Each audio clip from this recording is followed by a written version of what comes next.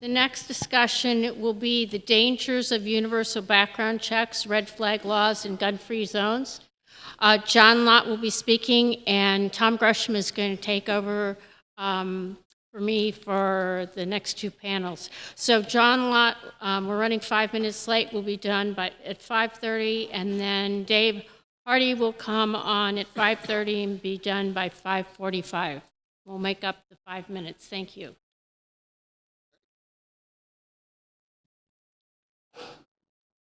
We are among superheroes. I don't know where we would be without the intellectual ammunition that John Lott has been providing us for so long. He joins us right now talking about the dangers of universal background checks, red flag laws, and gun-free zones. Dr. John Lott.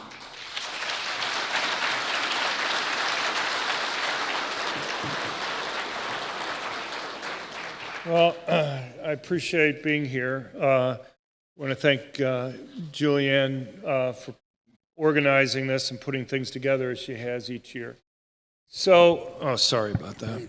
Okay.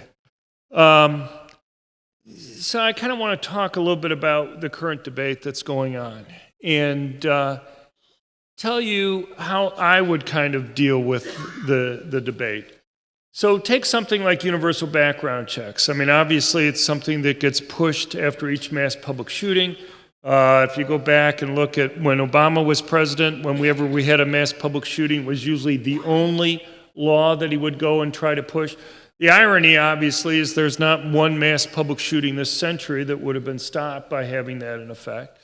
And I'm pretty skeptical that universal background checks, and I can talk about it a little bit, would have any impact on crime rates. But people want to do something. I want to do something. If I want to do something, I'd try to do something like get rid of gun-free zones. But people who've been to these conferences in the past have heard me talk about it a lot. So if you're going to have universal background checks, and I have nothing in principle problem with it, I just don't think it's going to do any good, at least not have it do harm. And there's a few things which I consider very reasonable. I mean, one of the big phrases that's often used by gun control advocates is they want reasonable gun control laws. Well, let me advocate what I think are a few reasonable fixes for universal background checks, so I don't think they'll do harm. So one of the issues is costs. If you live in Washington, D.C., it costs $125 to go and do the universal background check to privately transfer a gun. You live in New York City, it costs at least that much. There are places which will charge even more. You go across the country, places like Oregon, you can find it for $55, what have you. But this is a real cost of going and doing it. It may not stop you or I from being able to get a gun, but my concern is that the people who benefit the most from owning guns, poor minorities, particularly poor blacks, $125 or even $80 may make the difference between whether they're able to obtain a gun legally to defend themselves and their families. But there's a bigger problem with this, and that is, let's say you really believe background checks lower crime. Well, do you really want to tax people for going and doing what you think is good? I mean, that's one thing I never really understand. It seems like you'd want to reward them rather than taxing them. So if you really believe, if gun control advocates really believe that encouraging people to go and do background checks on the private transfers of guns will somehow reduce crime, why are you going to make them pay a $125 fee for doing that? You know, one of the more bizarre things I'll just mention quickly, and that is in Washington, D.C., if you and I lived there, and I was going to give you 4 guns to one person, you think that's just one background check, right? But no, the background checks are on each gun. So rather than charging $125, they charge $500 to transfer, and I think it gets to what the point is. So there's 2 issues here. One is, if you want to encourage background checks, don't penalize the person for going and doing it. And the second thing is, if you believe background checks reduce crime, you believe it reduces crime for everybody, not just the particularly law-abiding person who's going out of their way to go and do a background check. Well, if you believe that, if everybody benefits, then make everybody pay. Why put the entire burden of this on the law-abiding person who's going out of their way to go and have the background check on the private transfer there? Both of these arguments indicate that you should pay for this out of general revenue rather than putting the whole benefit on the person who you were supposedly wanting to encourage to go and do the background check. There's another issue here. That's this issue of false positives. And I understand the White House understands this, which is a huge step forward over previous administrations. So you constantly hear this claim that there are 3.5 million dangerous, prohibited people that have been stopped from buying guns because of background checks. That's simply false, okay? Calling it a lie isn't too strong. Look, what you should say is that there are 3.5 million initial denials, and virtually all of those are mistakes. I can't tell you the exact number. I can give you a rough estimate. My own guess is it's something around 99% of the people who are stopped are mistakes. So you go and you look at the last annual report that was put out on the NICS system in 2010. The Obama administration stopped putting this out. They had 76,000 initial denials. And then there's 5 stages of review that occur in the NICS system. The first stage of review, the BATF national office, no discretion, not having any lawyers looking at it, just have regular people going and just checking the paperwork, and about 94% of the cases are dropped at that stage. The second stage of review, it gets sent out to the BATF field offices. Again, no discretion, no lawyers looking at it, making sure the paperwork is right. They add in a little bit about whether it's a recent case, but I found cases that deal with violations that are 45 years old, so I don't know what recent means in this case. And in 2004, Congress did an audit of the Brady Act on its 10th anniversary. And what they found is this second stage of review, there was another 2 percentage points of the cases that were dropped. So for just the first 2 stages of review with no discretion, 96% of the cases that are dropped. If you look at the numbers for 2010, 76,000 initial denials, 48 cases were referred for prosecution, 28 cases were prosecuted, and they got 13 convictions. And if you look at the 13 convictions, particularly the ones that deal with things like perjury, so you fill out the form, you're a felon, you somehow forget to mention that on the form, that, these are actually easy convictions to go and get. And so the fact that there's so few convictions, it really makes you wonder. And there's a simple explanation for this, and that is they're not real cases. The irony is when Clinton was president, Republicans attacked Clinton for not enforcing gun control laws. Exhibit A was all the background checks that were failed and the few number of convictions, exactly the types of numbers I'm going through. When Bush was president, Democrats attacked him for not enforcing the gun control laws. When Obama was president, Republicans, even some favorites of mine like Ted Cruz and whatever, would go and attack Obama for not enforcing the gun control laws. It's not that they're not enforcing the gun control laws. I have some good friends that were in the Bush administration. Reagan Dunn was the first director of Project Safe Neighborhood. That whole purpose of that group in the Department of Justice was to enforce gun control laws. And Reagan will tell you, he said, look, they'd love to prosecute the cases if they were real cases. But it's one thing to stop a felon from buying a gun. It's another thing to stop somebody simply because they have a similar name to a felon from buying a gun. When you fill out the 4473 forms, you put down your name, your social security number, your address, your age, your race, your eye color, your gender. You think they're using all that information. What they'll frequently use is just roughly phonetically similar names and similar birthdays. And the problem is, it's particularly minorities that are harmed as a result of this. Hispanics and blacks. People tend to have names similar to others in their racial groups. Hispanics have names similar to other Hispanics. Blacks tend to have names similar to other blacks. 33% of black males are legally prohibited from owning guns because of past criminal history, course, there are other reasons why they may be prohibited too, but whose names are their names most likely to be confused with? Other law-abiding, good black males who want to get a gun to protect themselves and their families. Here's the deal.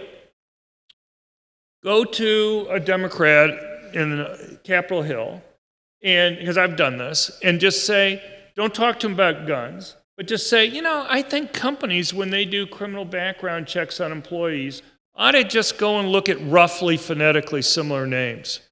They will have a cow. They will go nuts on you, and they will say, well, there's absolutely no way you could do that. That's ridiculous. That would cause so many false positives, and it would be racially discriminatory. And you say, you're right on that. Of course, most companies, if you were to tell an employer, maybe you ought to think about doing just roughly phonetically similar names, they're going to look like you're from Mars, because they have no desire to go and create all sorts of false positives for their employees. But why not, as a simple, quote, reasonable fix again, why not simply require that the federal government has to do criminal background checks in the same way that the federal government mandates that private companies have to do it? If it's good enough for the federal government to say you have to go and use the complete information that's there and use it exactly as it's presented to you, why isn't that good enough for the federal government? But look, I've been making these points to gun control advocates for 20 years now. And they will fight you. I'll give you one example. A few years ago, when Colorado was passing its background checks on private transfers of guns, I got a call from a few state legislators in Colorado asking me what amendments I would put up on the bill. And one of my suggestions was to put up an amendment that would exempt people below the poverty level from having to pay the new state tax that they have on transferring guns in Colorado. My understanding is the current governor's just increased this to like $75. So here's the deal. With the exception of 2 pro-gun Democrats in the state house, every other Democrat in the state house voted against exempting people below the poverty level from having to pay the new state tax. How many taxes can you think of that Democrats will fight tooth and nail against exempting people below the poverty level from having to pay? It's just ridiculous. It's those types of things, and I could give you multiple other stories that have convinced me over time they really don't care about getting this passed. What they care about are rules that make it costly for law-abiding citizens to be able to go and own guns.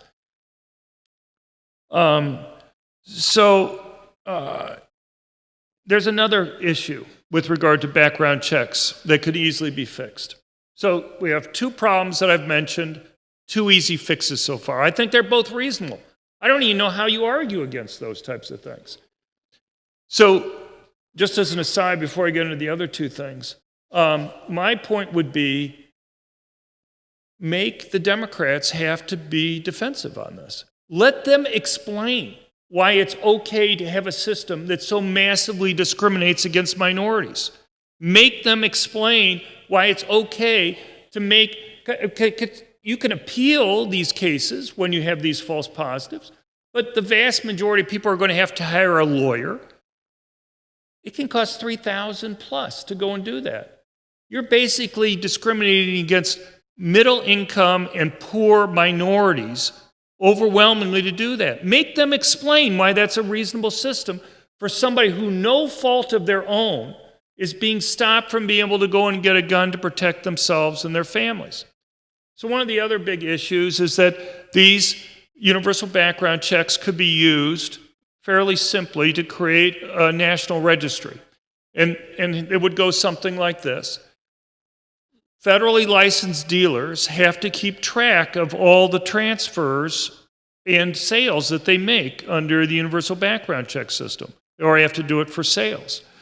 Well, 5 years from now, you may have a new president and a new Congress that says, all that information you've been collecting and you have to retain, we want you to package it and send it to the federal government. And then you're going to have kind of an instant national registration list for all law-abiding gun owners who have obtained a gun over the previous 5 years that are there. Well, there's a simple fix for this. And that is the same fix, again, that we can look to the federal government for. When the federal government goes and finishes a background check, under federal law, they are required within 24 hours to go and destroy that information. Well, simply have a time limit on how long the FFLs have to go and keep that information. We can debate, but again, I think if you had that fixed, and I think it's a reasonable thing to make there, if they really care about the background check per se, you fix those three things, I have a hard time believing that there'd be much opposition at all. Now, I understand that President Trump has been thinking about having an app-type system where it would be on a cell phone, and the seller would enter the information. You'd have to have a code from a notary public to kind of keep me from going and finding out that Tom Grisham has 7 felonies from when he was young, just typing in his name and finding that out. So for privacy protection reasons. And so I think it's pretty neat. I'm sure the Democrats will go nuts over something like this for 2 reasons. One, it would effectively solve the cost issue that's there. And secondly, since all that information would be going through the federal government, and the federal government under current law has to destroy that information within 24 hours, it would effectively mean that you're not creating a national registration list for all those other states that are out there that don't currently require a background check on private transfers. Now, there's one other change to be made. If you read the laws that we have right now in terms of these universal background checks, one of the things they frequently have is that you're only allowed to transfer a gun to somebody temporarily under what's called when they're in quote-unquote imminent danger. And for those who aren't lawyers in the room, imminent danger means they're right there facing the threat. The attacker is like feet away and is threatening them right at that moment. Well, so you have a woman, a friend of yours, who knows how to use a gun, and she has no criminal record, call you up late one evening, and she tells you that an ex is threatening her. She's very afraid. The person's made threats, and she's asking you if you can borrow your gun for a couple days. And you say, well, is he there right now? And she says, no, but he's maybe going to be here in a few hours. And so if you just lend it to her there right then, you'd be committing a felony under these laws. You could only lend it to her while the attacker's there. And of course, if you're there lending it to her, you might as well just use the gun yourself. Why? And then as soon as the person leaves, then you'd have to take it back from her in any case. So there's an easy fix for this too. You could go and have what's called a reasonable person test. Would a reasonable person believe that this woman had legitimate fears for her safety? And that would solve the problem. Anyway, I could go through and talk about these things. I want to talk briefly about red flags. And to me, there are a couple points to make here, but the simplest point is that we already have laws that I think do an even better job of dealing with this issue than red flag laws do. You have something called Baker Acts or 302s, or in California it's 5150. And basically what they allow is somebody can get a 72-hour psychiatric hold that can go and have mental health care experts evaluate the person. If you can't afford a lawyer, a public defender is provided for the individuals at that point. Now compare that to, and there's a whole range of options that judges face. They could go, once they get the reports back and you have the hearing from the mental health care professionals, you could be involuntarily committed. But they could say, look, I'll agree to you voluntarily seeing somebody. We'll come back in a few weeks and we'll evaluate what's happening to see whether something else can happen. Or they could even take away the person's guns. There's a whole range of things that the judges can go and do short of involuntary commitment. How does that compare to red flag laws? Well, red flag laws, despite the impression that's given that they deal with mental illness, the term mental illness is actually only mentioned in one of the state laws that are there. And in fact, none of the states actually require that mental health care professionals actually be involved in the entire process. And with regard to the cost, I mean, you may be talking about $10,000 for a hearing. There's no public defender provided for these individuals. So I may like to keep a gun, right? But is it really worth $10,000 to me to be able to go and keep a gun? A lot of people are going to say it's just not worth it. Why go and challenge this thing? Why go and pay $10,000 for a lawyer to be able to go and keep this? So to me, there's a simple reason why gun control advocates want to have a clean new law called red flags rather than if they have some objection to the existing Baker Act type rules. And that is, it's a lot easier for them to go and start with a new law that doesn't have all the civil protections than it is to go into a law that already exists and pull out those civil protections that are there. I got till 5:30. I got 7 minutes, right? I got till 5:30. Is my clock different than yours? So, okay, I've said 5:30. Anyway, I don't know, maybe it wasn't as interesting as I thought. Anyway, ooh, now that's dangerous. He said I could go as long as I wanted. I'm an academic. I can talk forever. That's a dangerous statement to make there. Anyway,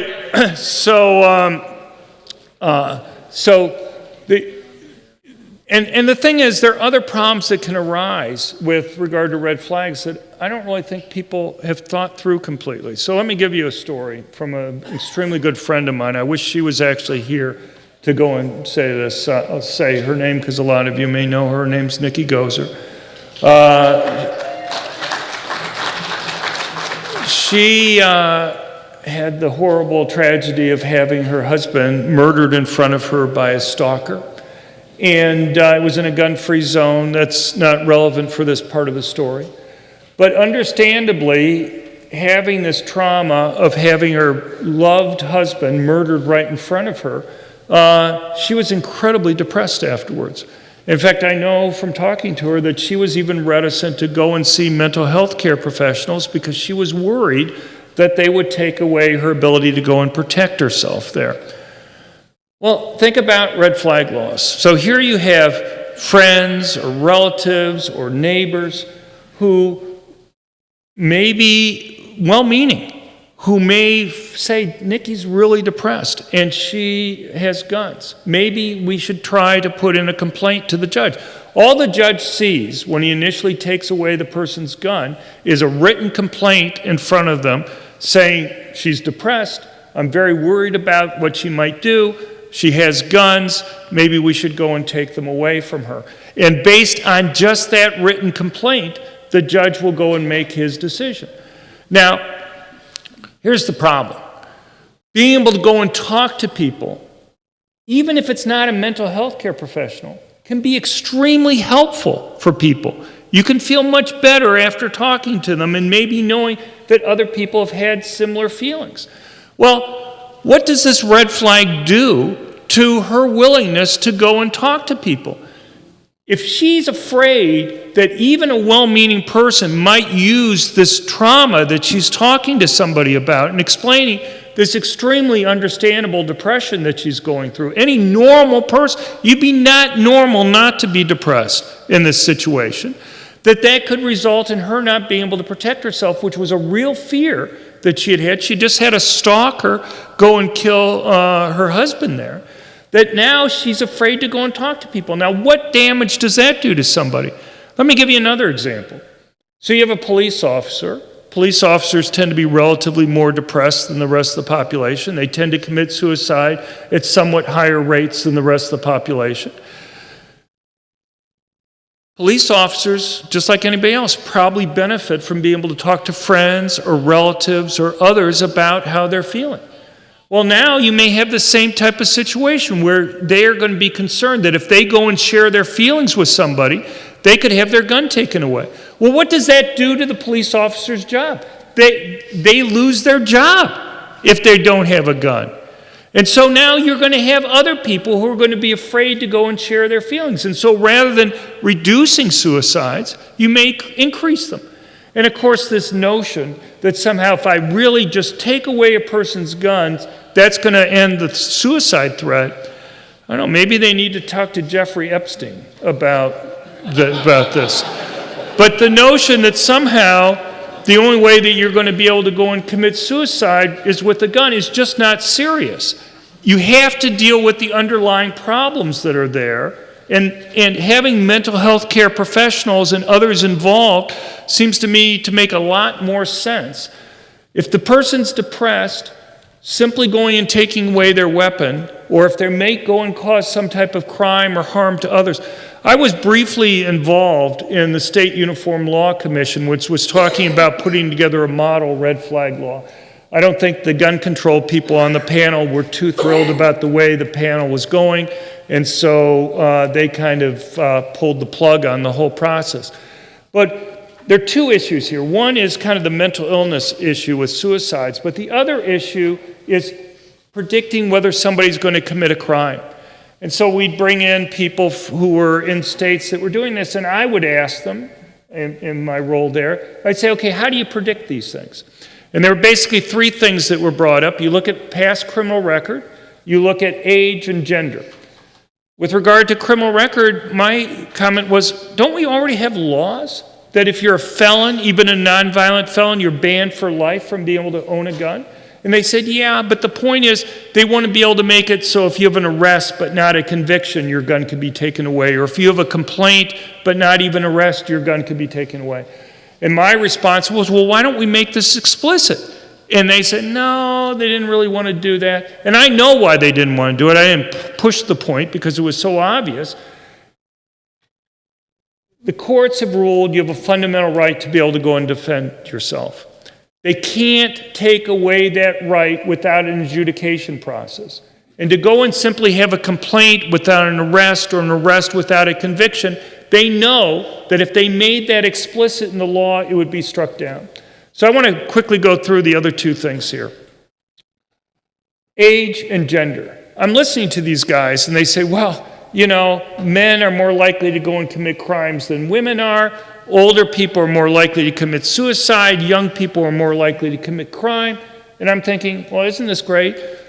Will someday somebody say blacks are more likely to go and commit crimes than whites, so we should take guns away from blacks? Is that really where we're going on this thing? And so my suggestion, and you can see why maybe the gun control people on the panel didn't think this was going in the right direction, was my suggestion is, well, why don't we have an amendment here that would go and say these laws cannot be used to discriminate on the basis of race, age, or gender, and require that they have to go and collect data on this to see whether they're actually discriminating or not. And it's just kind of fun to watch Democrats go and argue, no, we don't want anti-discrimination provisions in these particular types of laws here. So anyway, I'm probably over. I'm sure I haven't gone to everything here, but now I did want to ask one favor of you guys, and that is we at the Crime Prevention Research Center, Nikki and I, we put a lot of work together putting out research projects, but it doesn't do a great amount of good for us if you guys don't get them, okay? How many people subscribe to our email list?